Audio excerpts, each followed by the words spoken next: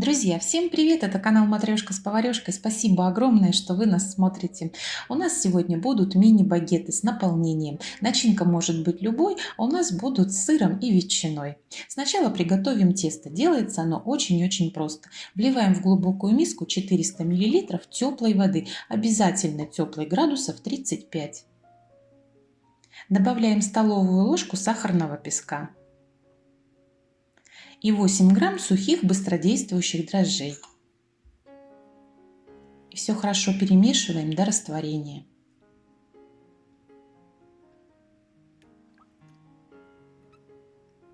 Потом постепенно начинаем добавлять муку. Мука у меня заранее просеяна, и всего ее уйдет 600 грамм.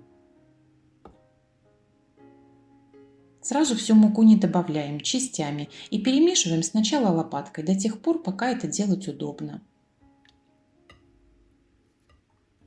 В процессе перемешивания добавляем еще 10 грамм соли.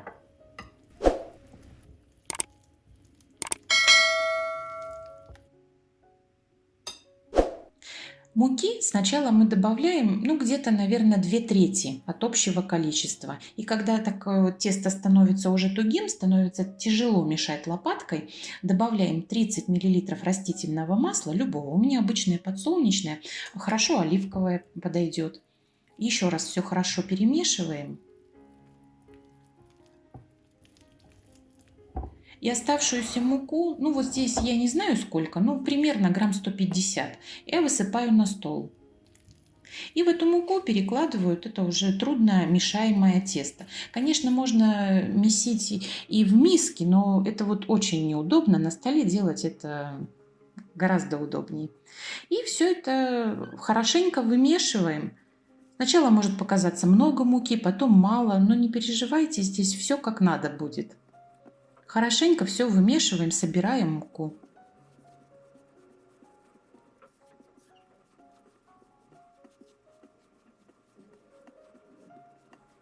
И в итоге у нас должен получиться такой шар теста, слегка липнущий к рукам. Но не переживайте, все так и должно быть. Миску лучше всего смазать растительным маслом слегка. Перекладываем туда тесто.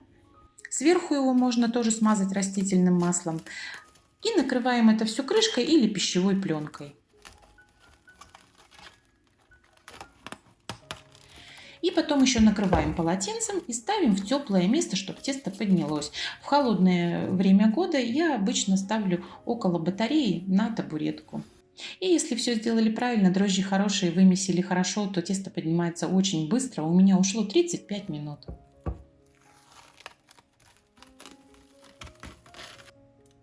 Стол опять слегка присыпаю мукой, перекладываю тесто, слегка его обминаем. И по новой формируем шар.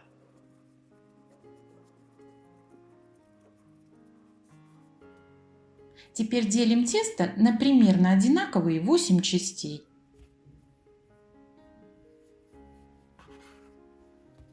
И из каждой части формируем колобочек.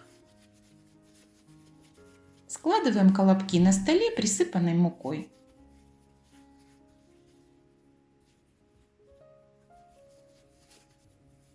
Снова накрываем полотенцем и даем постоять не менее 15-20 минут. Вот колобки снова поднялись, красивые, пушистые. И теперь из каждого колобка будем формировать, не знаю, как хотите назовите, багет, мини-багет. Можно делать, конечно, это скалкой, но вы знаете, как-то вот не пользуюсь я тут скалкой. Просто так вот растягиваю руками, как лапоть какой-то. И все очень здорово получается. И теперь кладем начинку. Сегодня у меня начинка, это будет ветчина, тонко порезанные, 3-4 кусочка уходит на вот это. И порезанный брусочками сыр. Сыр любой. Теперь все защипываем края. Защипывается все хорошо и впоследствии нигде ничего не вытекает.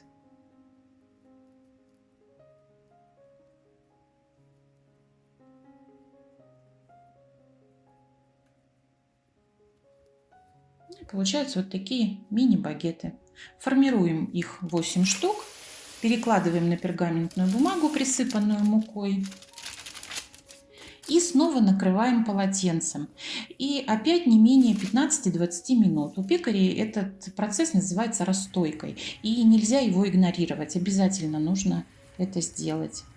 Вот они опять поднялись, красивые, хорошие. В сковороде кипятим воду, добавляем немного соли и перекладываем туда по 2 багета. Но если влезет, то по 3.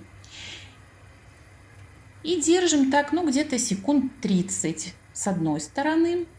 Потом переворачиваем это. И с другой стороны тоже секунд 30.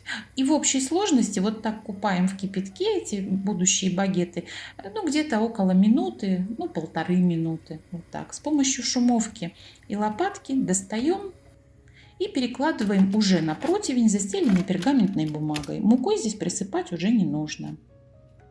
С помощью острого ножа или лезвия делаем такие небольшие разрезы. Самое главное, не делать их глубокими, чтобы начинка не вытекла. У нас в данном случае сыр, чтобы он не вытекал. Все сверху присыпаем чуть-чуть мукой. Отправляем в духовку, разогретую до 200 градусов на 15-20 минут. Ну, духовки разные, у меня ровно 15 минут. Один противень достаем, чтобы остывали уже, на решетку перекладываем и занимаемся остальными багетами. Второй противень готовим. И смотрите, ничего не прилипает. Все очень хорошо. Очень крепкая корочка. Крепкая-крепкая, хрустящая, но при этом внутри очень-очень мягкие. И сочная начинка. Какая бы начинка у вас ни была, все получится просто замечательно. Я эти штучки люблю. Друзья мои, я вам всем желаю приятного аппетита. Будьте здоровы и пусть вам сопутствует удача. Пока-пока.